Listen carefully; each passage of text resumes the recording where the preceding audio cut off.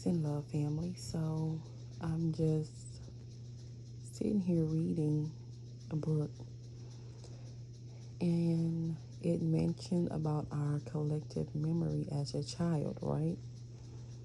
And I was just thinking how, because I have two small ones at the moment, 1 and 2, they're 10 months apart. And as I watch them play so cheerfully, they're moving around the house, they're playing. Of course, they fight a little, but to watch them in their blissful state is actually really beautiful. And then I think back to me being a child and having some of those memories. I can't remember all of it, but I can actually remember some times that was really, really fun just to run through the grass, play in the park and run without shoes, and how it just was so simple and so blissful, right? And then I think how a lot of people is running this rat race, right? It's just wake up, go to work, get off, cook, maybe cook, do a little something, take your shower, get ready for the next day to do all over again, right? And then you get this maybe Saturday, Sunday off, and or 2 days a week off that you can actually, sleep in a little bit, do a little bit more for yourself, right? But that's basically, take a few trips every now and then, have a little fun, get out and enjoy yourself going out. But outside of that, that's basically it of their life. Some may attend church or have a community in which they go to and like to pray or meditate, or pray on the Christian side, or meditate and come together with the conscious community on the other side, right? And then I think how them being so busy, because I know me as a mom, as a mother, the hardest thing for me to do is leave my kids. That's with anyone. Of course, their father, I don't mind. I still give him a hard time, about are you feeding them, making sure they eat before they take a nap, and he's like, I'm getting it, I got it.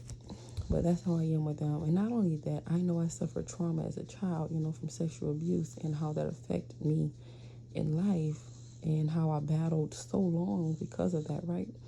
And then I think about my kids and how I do my absolute best to never put them in harm's way or around someone I know that would ever abuse them, right?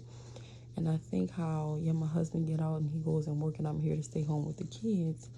And we don't really go out like that on the weekends unless my mom or his parents is here. We move far from them. But and then I think about how a lot of parents are not really taking any time with their kids, and they're just putting them any place, not understanding the trauma that's being caused. It doesn't have to just be abuse. It could be people just mistreating them, which that's going to happen anyway.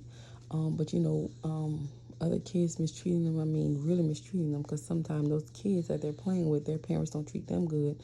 So in return, they come and they treat other kids that they're playing with the same way their parents treat them, right? So I'm like, I'm sitting here, and as I'm reading, I just had a whole, like a little light just went off, and it was like, what I'm doing is a great thing. Of course, I can't protect them and save them from everything, right? Of course, they're going to have their own experiences, but I do my absolute best to make sure that I don't cause, I don't put them in any place or situations that'll cause them trauma, to have to spend years and years and years trying to even identify that they have trauma and trying to at least heal themselves, right? I want to put them in a place of where they can automatically think for themselves, understand that they are all that they need, and whether they are with other people, have friends or not, they should always enjoy their own company, right? So I don't know. I guess the real message is take time with those babies. I'm not just talking babies. So like, I'm talking from them being newborn to them becoming teenagers. I have a son, he's turning 13, and he has such a beautiful, beautiful spirit. Has it always been like that? No, just maybe about 7 years ago, not even 7, maybe 5 years ago, it was rough, and I was still an angry single mother at that time, right? a couple of years back, whatever it was, I was still an angry single mother at that time. So I had a lot of anger and I would holler and stuff at a lot, of course, spanking and stuff like that. And then once I woke a few years back, I started to apologize. Till this day, I do my best not to flash out, even when I know they're doing something they're not supposed to. I try to be mindful. I may get a little irritated and I get worked up a little bit, and then I'm like, it's not even worth that energy to even do that, to be angry like that for yourself and cause any more trauma in this child, because he's already had that anger trauma, from when you used to holler and do all those things. So now we're trying to heal that part of him. We definitely don't want him to add. We definitely don't want to add more to that. So I started to be mindful and aware of how I speak to them. Now, I'm not saying that I don't cut up on them sometimes, because baby, listen, if you got children, you already know. But I still do my best, especially when it's nothing major, not to overdo it or stuff like that. So definitely I had to start watching my anger, because that was the main thing in my son, my oldest, and then my 7-year-old that I started to see was anger. So, and I know those things can be passed down through generation to generation in past lives, stuff like that.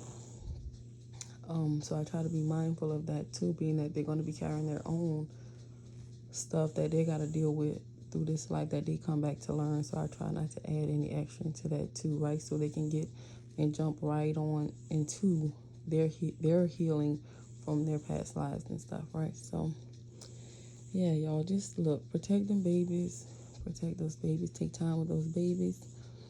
I even had a point where when I was divorced from my first ex-husband, I moved in with a family member. I lived in one room with my sons. I had a closet, a room, and I had a way to use the restroom, and I could cook in the kitchen and all that.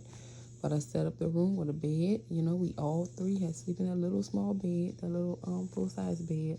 My oldest would sleep at the foot, and my other one was a baby at the time. He'll sleep at the top with me. And I'll have a little play area in there for him, little TV, everything. But I didn't have any bills at the time, but car insurance and I believe a phone bill. And I was able to, at that point, try to start back healing myself, especially through trauma. But of course, being single and meeting other people, that's a whole nother story. However, just do your best, do your best, go above and beyond, because these babies are worth it. They're worth it. They're worth it. They are.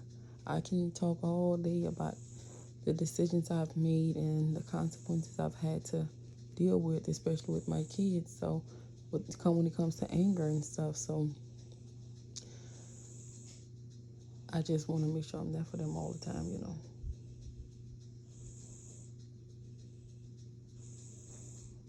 He's sleeping, he's snoring.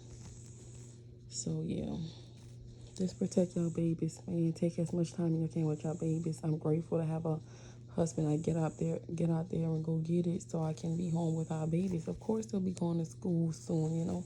They're 1 and 2. Within the next year or two, they'll be going to school. So I tried daycare, that didn't work for me. I don't like other people watching my kids, especially if I don't think they're paying attention. I tried 2 different ones, and it still didn't work for me. So it's just not for me. So came back home with the babies, and my husband not working, so I'm able to spend that extra time with them, shape and mold them, and just attend to their needs, give them love throughout the day and stuff like that. So I love y'all. Peace, family.